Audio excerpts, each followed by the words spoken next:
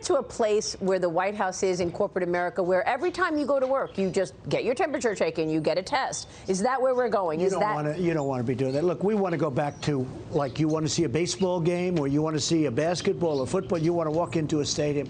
I went to the Alabama LSU game last year. They had 110,000 people in the stadium. I don't want to see 25,000 people where you have empty seats all over the place because of distancing. When do you think we could get back to that, Mr. President? How long is this going to take to get back to normalcy? Yeah, I think we're going to have a vaccine by the end of the year. We're doing very well with the vaccine. And I will tell you something. I just literally left a meeting. We're mobilizing our military and other forces, but we're mobilizing our military on the basis that we do have a vaccine. You know, it's a massive job to give this vaccine. Our military is now being mobilized, so at the end of the year, we're going to be able to give it to a lot of people very, very rapidly. And you're just doing something with syringes as well, so that you can have it plentiful. That's right. You have enough vaccine. We will have the tremendous force, because assuming we get it, then you have to distribute it. Right. And unless you're mobilized and ready,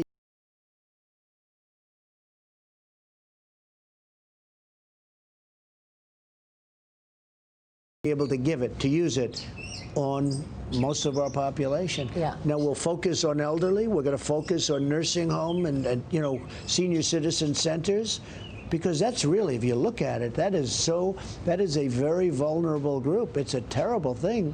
But so we're going to be focused on that. We're going to go. Can you divide the country, saying, okay, if you're below 50, you're healthy and strong, you're okay, go back to work. Elderly, divide them. Well, we're doing that, and I'm actually saying, like with the schools, open the schools. But if a teacher is 65 or older, especially if they have diabetes, if they have a bad heart, if they have a problem, we say relax for a longer period of time. But if you look, there's been very little damage done to people that are healthy and young and, frankly, medium-aged people.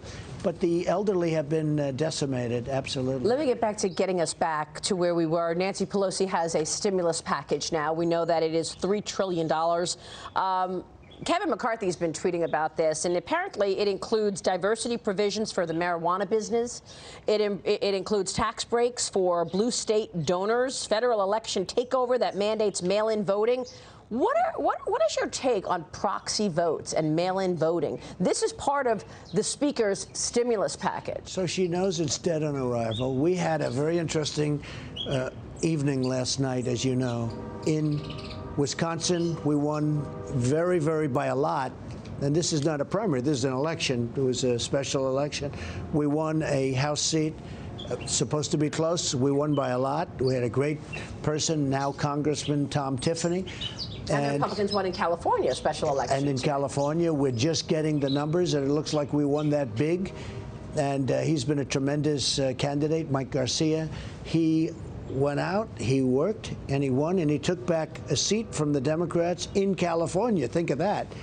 In an area that nobody thought possible. It was held by a Democrat, as you know, a Democrat who had a lot of problems. And Mike went out and he won that seat. These are two. Now, the press doesn't even write. But if we lost those seats, it would be headline news. Rough time for Trump. Because I'm running against Sleepy Joe Biden, but I'm also running against the Democrat machine, and I'm running, and you see how bad they are with all of the things that are coming out. When you look at these releases that are just being given to you just now as we sit down. But I'm running against the Democrats, and I'm running against the media. I'm running against the radical left. I'm running against some really stupid Republicans that don't understand how good they had it, because we have some I'm at 95 or 96% with the Republican Party, but we have some people that claim to be Republicans, and they've gone crazy. And the reason is I've defeated them all. You know, they were all my opponents, and they've never gotten over it. Guys, Weaver and Schmidt, all losers. And they go out and they try buying commercials. And you say, gee, we've rebuilt our military. We've taken care of our vets. Our vets are in the best shape. You've never seen anything like it with the vets, you know, with choice, with everything else. We've done such a good job. And then you add the judges and you add protecting our Second Amendment. And what are these guys going to do? Support Joe Biden? And, because Joe has been brought way left, way left.